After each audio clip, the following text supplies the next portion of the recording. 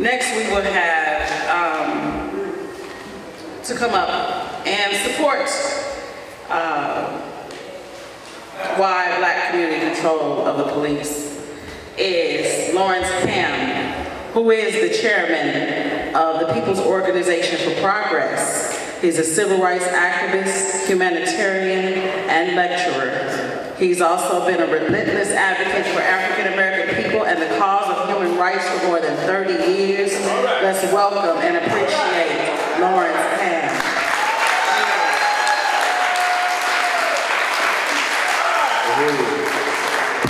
Could I please, because I'm going to have to leave, unfortunately, I'm going to have to leave y'all soon. I got to be on a 6 o'clock plane back to Jersey.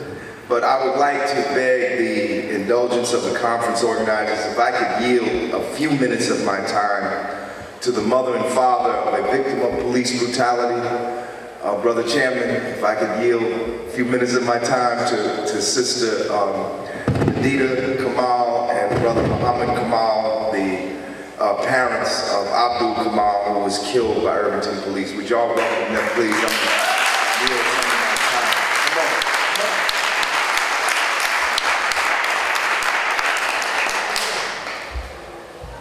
on. I promise then I'll be real short.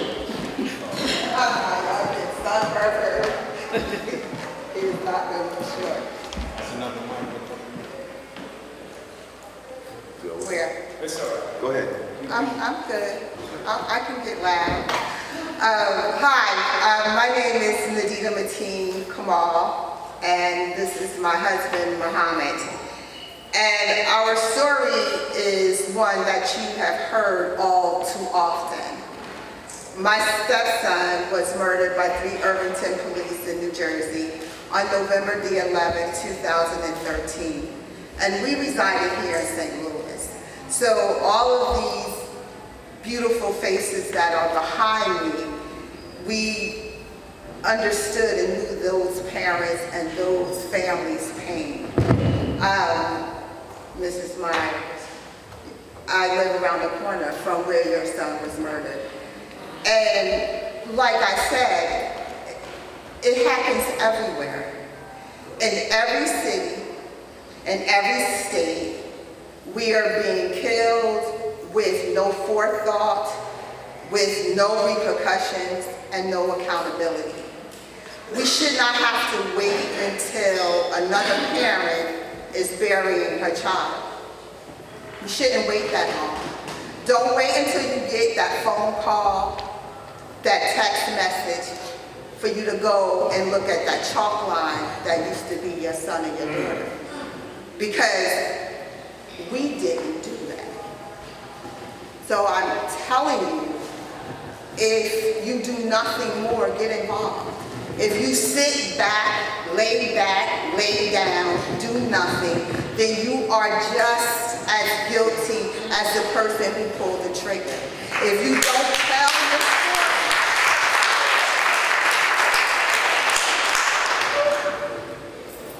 this is nobody's fault but our own. We have to have some accountability too. Get off the couch, stay off Facebook, get involved. Because it matters, it could save your child's life, and that's not figuratively speaking. Right. Literally, I have a 9-year-old grandson, and I weep at night. I have 2 granddaughters that when I see them, I cannot let them go, because I don't know if it's going to be the last time I see them, because our victims are getting younger and younger and younger. And so it doesn't matter if they're a little black boy, because they could be a little black girl. And so don't let your story, let my story be the last story.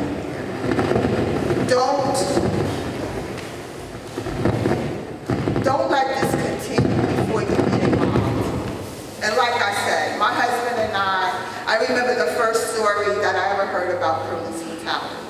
1984, a 66-year-old grandmother who had mental problems in New York. Eleanor Bumper.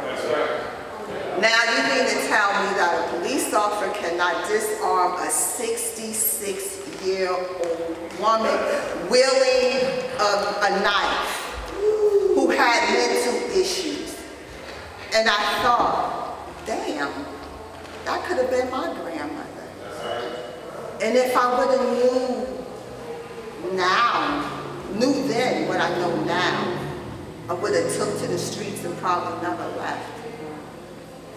So what I'm telling you, get involved. Let your voice be heard, because I promise you they will hear your cries. Thank you.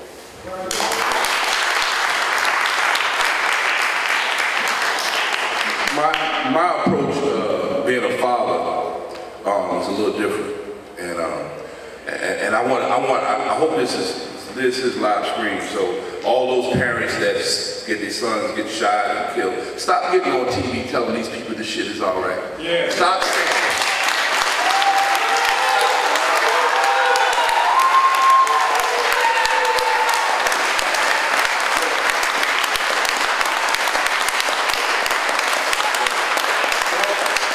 Don't be afraid to tell them, if you kill me, I'm gonna kill you. Because if we don't fight back, because I boxed a little while back, and no coach never told me just stand in the ring and let nobody throw no punches at me.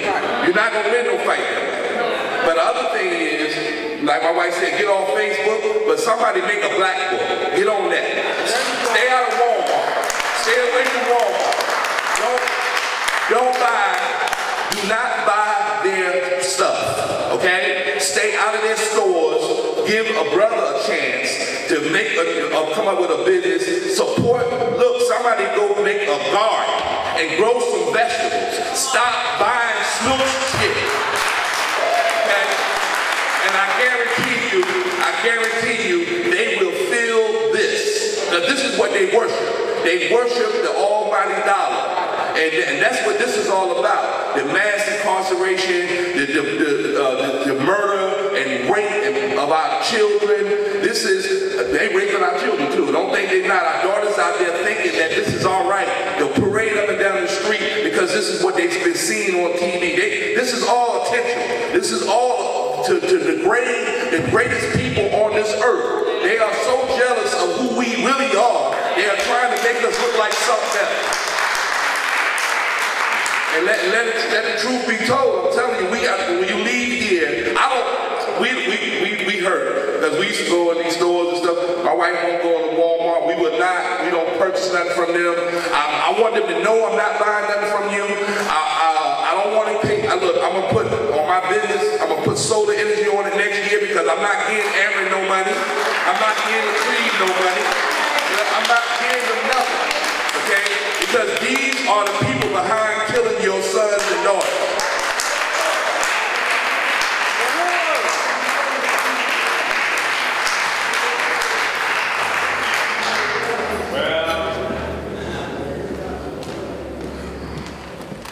What can I possibly say behind that? Uhuru. Power to the people. First of all, let me thank the Black is Back Coalition for having this concert and providing a platform where the mothers and the fathers of the murdered victims of the police can come and tell their story, not just here, but through the technology to people all around the country. Thank you, Black is Back Coalition, for your contribution.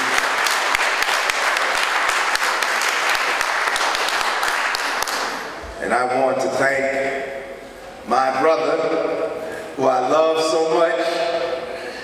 I like him not just because he's a great, I know y'all, he's your great leader. Absolutely. But I like him just a nice guy. That's why we just hit it off from the first time we met. It ain't, sometimes it ain't about politics.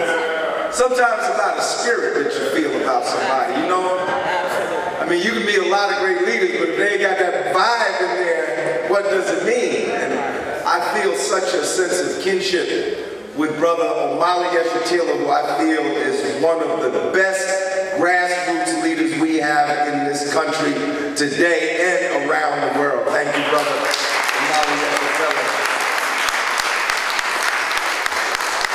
And my friend and my comrade, intellectual worker, who this morning gave one of the sharpest analyses of this issue of police brutality and the fight for police reform. I'm not even sure that everybody realized what a sharp analysis that was.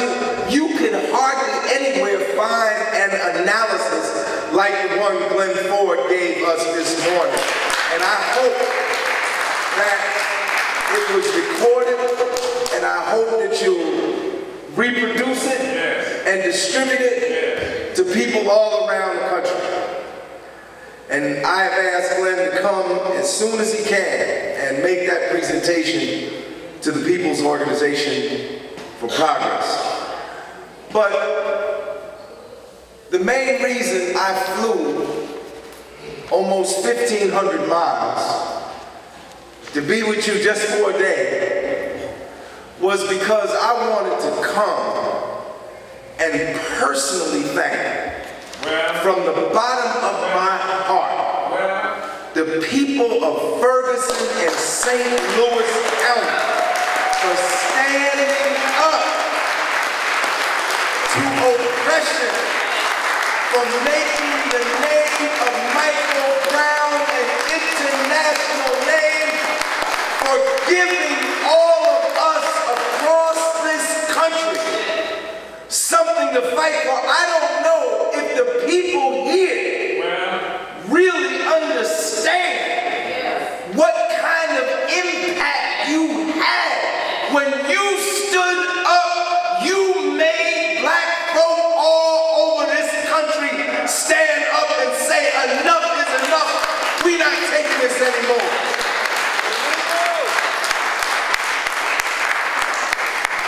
And if I was to say anything, if you don't remember anything else that I said, if I sit down right after this, the only thing I want to say to you is keep fighting, keep this struggle in the streets. I know you must be tired, and I know you get discouraged, and I can hear the pain. I heard the sister talk this morning about the disunity in our community and how discouraging that can be. But I'm telling you, brothers and sisters, you got a light that's shining here in Ferguson, that's lighting the way for the rest of us all throughout black communities in this country. Don't stop fighting. Don't stop fighting. I'm serious. When I say keep the struggle in the street, I'm not speaking metaphorically. I'm not speaking symbolic. Unlike other leaders who want to come and tell you to calm down and be peaceful, no, I'm telling you, turn it up. Turn it up. Turn it up. Turn it up.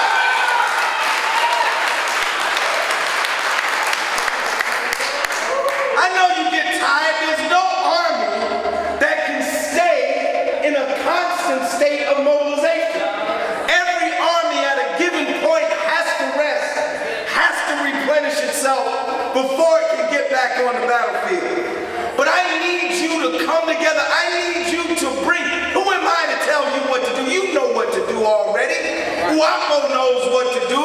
The other organization, Black Lives Matter, they know what to do. But let me just put my little 2 cents in. If you can find a way to bring the organizations together, to come up with a plan that will literally keep protests going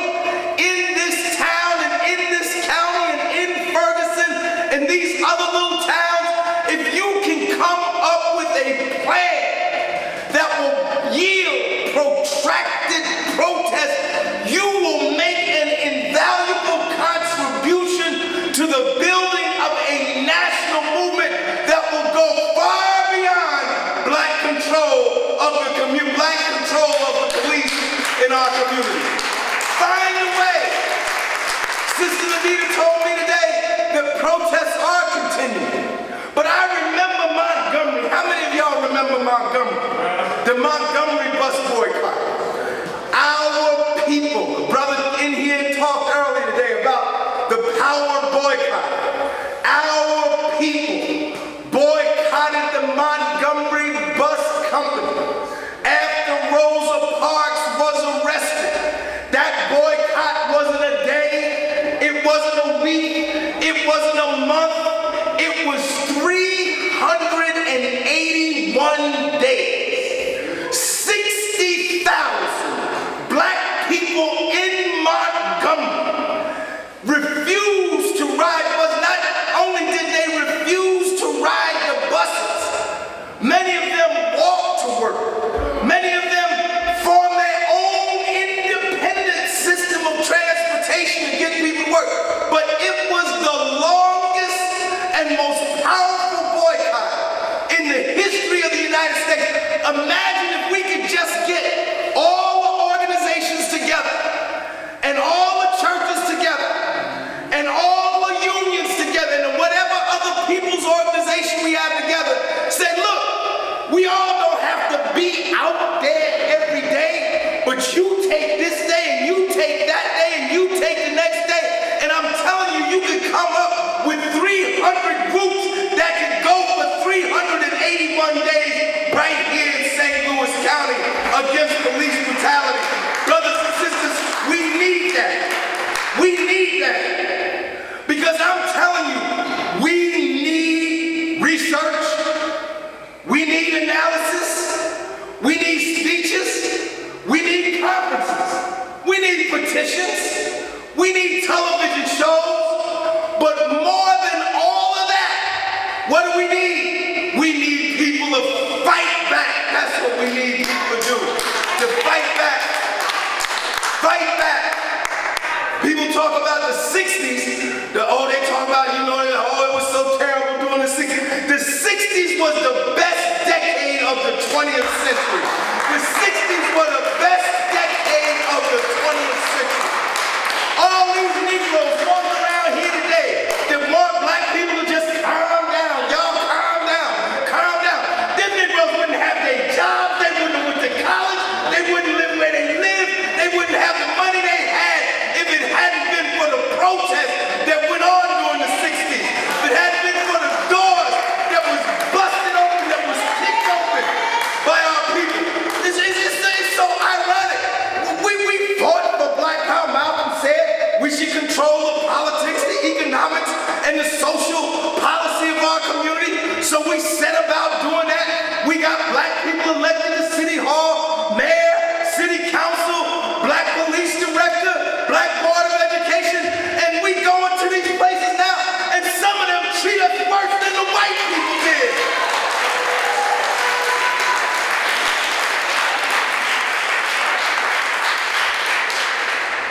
No, Brother Omala Yeshitela is right. Brother Glenn Ford is right. We need revolution. We need revolution. And this is nothing new. And all of our leaders realized it. If you read Dr. King, what did Dr. King say in his book, Where Do We Go From Here, Chaos or Community? In the chapter entitled The World House, Dr. King said we need a radical redistribution of power and wealth in the United States, a radical transformation of our socio-economic system. That was his own way of saying we need a revolution. That's what Dr. King was saying. We need a revolution. But the question becomes, the order of the day is, how do we get from where we are right now to where it is we want to go? How do we get from this kind of disorganized state that we are in now to become a force that can in fact transform this country? Because Glenn Ford hit the nail on the head this morning.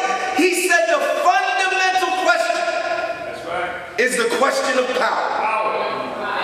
Is the question of who controls, who has the power to control. That's the fundamental question. And I know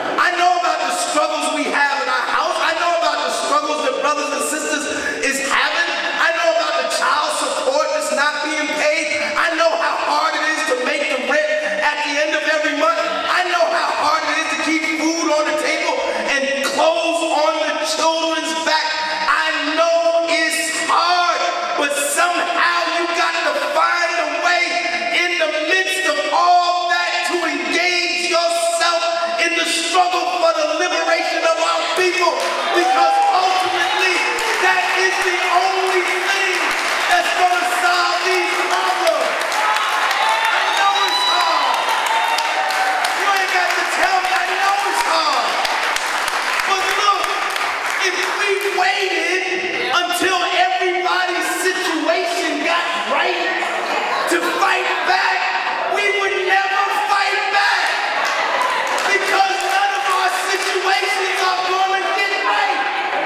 Because what we're suffering from is not due to any internal maladies or personality problems or complexes. What we're suffering from is a system of rapacious capitalism that exploits our people, impoverishes us, puts us in a state of immiseration. That's what we're suffering from.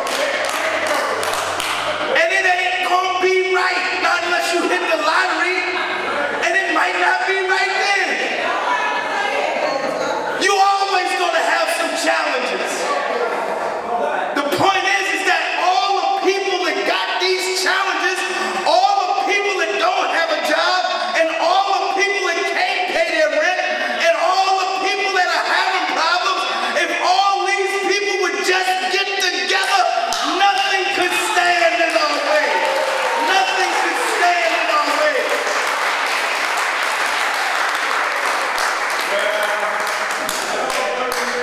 This is the challenge.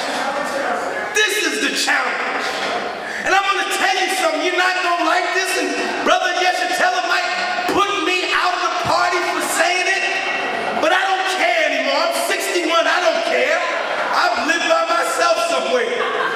The biggest problem that's facing us today is not racism.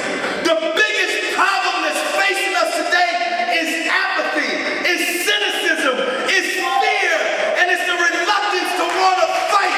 That's the biggest problem that's facing us today. That's the biggest problem that's facing us today.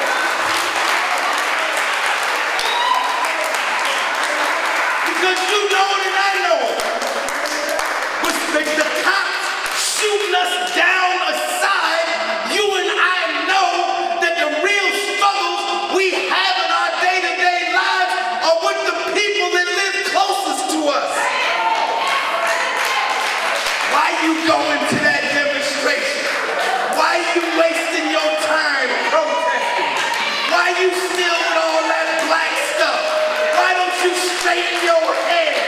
Why don't you get some bleaching cream? Why you talking that black talk? That's corny. That's old. That's retro.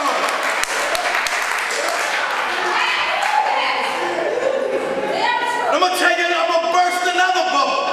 There's not going to be any magical, all-encompassing unity when we all get together and march together hand in hand.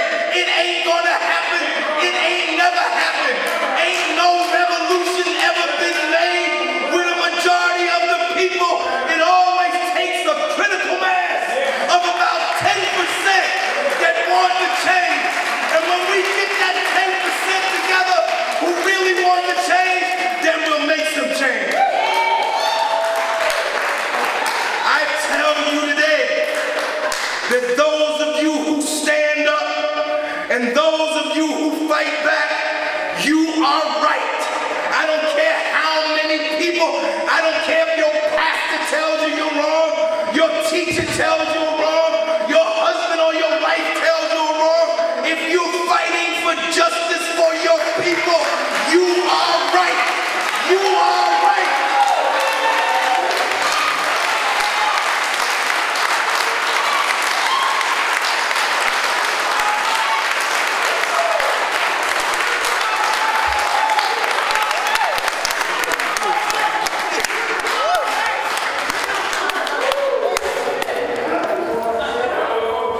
These are the challenges that face us today. The struggle is while we transform society, the struggle is to also transform ourselves. And this message is not only for the newly initiated, this message is for the veterans too. Because some of the veterans generations be the most cynical. I've been doing this all my life. I've been doing this all my life and we ain't got nowhere. We going backwards. I didn't get nothing. Nobody told you to get in the struggle. What did you think this was going to be? What did you think this was going to be? You thought because you got in the struggle that that was going to open the door for you to be some famous great speaker and you get paid thousands of dollars and you be on TV all the time? No! The people who are being paid thousands of dollars on TV all the time, they usually put there to divert people from the people like Brother Zaki, who've been out here for 24 years, who ain't no big speaker, they ain't pay no lot of money. And we so fast, we want to go get somebody from way over there to talk to us, or way over here. You got leadership right here that you need to bring, that you need to depend on. They right here in your own midst. They right here in your own midst. We got to transform. But we can do this. And I speak this not from the basis of any kind of magic. No magic. No fantasy. All you gotta do is know the history of our people. The history of our people. Let me tell you something, especially my Christian brothers and sisters, and I believe in Jesus too, but let me tell you something. Ain't no story in the Bible greater than the story of black people who were enslaved, who overcame their enslavement, and who are here today despite all the odds and despite the obstacles. You talk about a biblical story, our story is a biblical story. Our story is a, you want to talk about the slaves and Pharaoh? Pharaoh right here in America. He right there in the White House. That's where Pharaoh is, and you the Hebrews of the 21st century.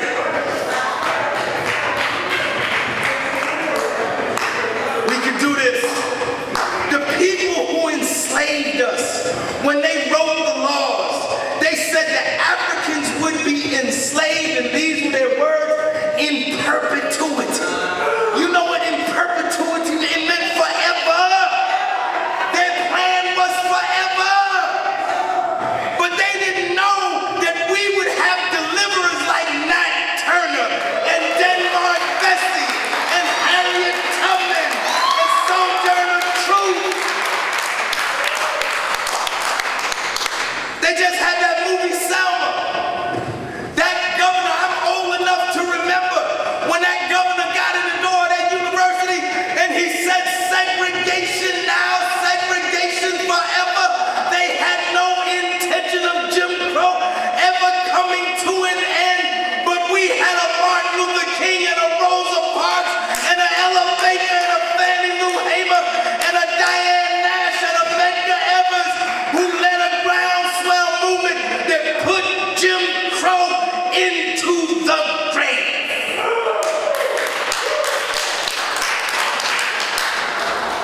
So we got to fight. I've used up my time. I wish maybe y'all invite me back and I'll talk about police brutality.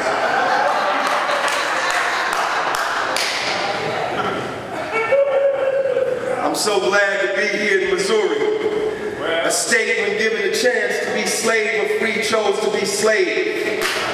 I'm glad to be here in Missouri, where they passed a law and said neither free nor slave Negroes can be educated. I'm proud to be here in Missouri, where Dred Scott was. In 1857, the Supreme Court Justice Tawney said in the Dred Scott decision that black people have no rights that white people are bound to respect. This is Missouri.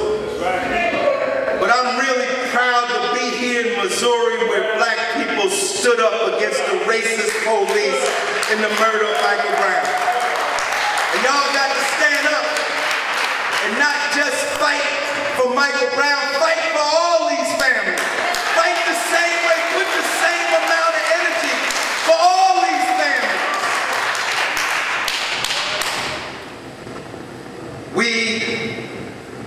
We will have police review board will be different from other police review boards. It will have subpoena powers. And for the first time probably in the history of police review boards, community representatives will actually be on the board.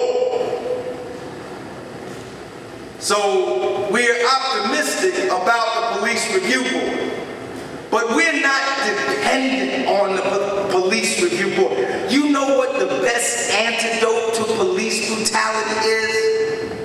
Mass movement of people in the street. They've had a police review board in New York City for 40-something years, and they're doing more killing up there now than they've ever done before. We know that. But these reforms, when we struggle for these reforms, it helps us to get our people organized. That's the real purpose of struggling for reform. Nobody believes that this is going to solve the problem. But in the process of striving toward reform, we bring more and more people together. And you know, a lot of our people are not like Omali Yasha-Taylor, and they're not like Glenn Ford, and they're not like Larry Hamm. A lot of people don't struggle just to be struggling. I've been in this all my life. This is all I know. I'm going to do it whether or not I have a reason. But most people have to have a reason. They have to see that they're struggling for something concrete. And it doesn't hurt every now and then to have a victory. It doesn't hurt because that inspires the people and shows them, in fact, we had a little victory and then I'm going to sit down. Y'all heard of Abdul, right? We want to free Mumia and all the political prisoners. Sundiata Acoli, Leonard Peltier, Oscar Rivera Lopez, we want to free them all. But you know, Mumia got real sick recently. I don't know if y'all heard about that. He almost died. But there was a school teacher in Orange, New Jersey, a town outside of Newark. And you know, she's Peruvian. She's not even African American.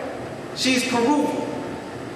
But her students wanted to write get well letters to Mumia Abu-Jamal. And she helped them write their get well letters to Mumia Abu-Jamal. The FOP heard about it. The PBA heard about it. They jumped on the Board of Education, and the Board of Education immediately announced that they're going to suspend, that they suspended the team, not going to, they suspended her. Not even a hearing, you suspended. And we're going to fire you at the next board meeting. But see, they don't understand, they just don't get it.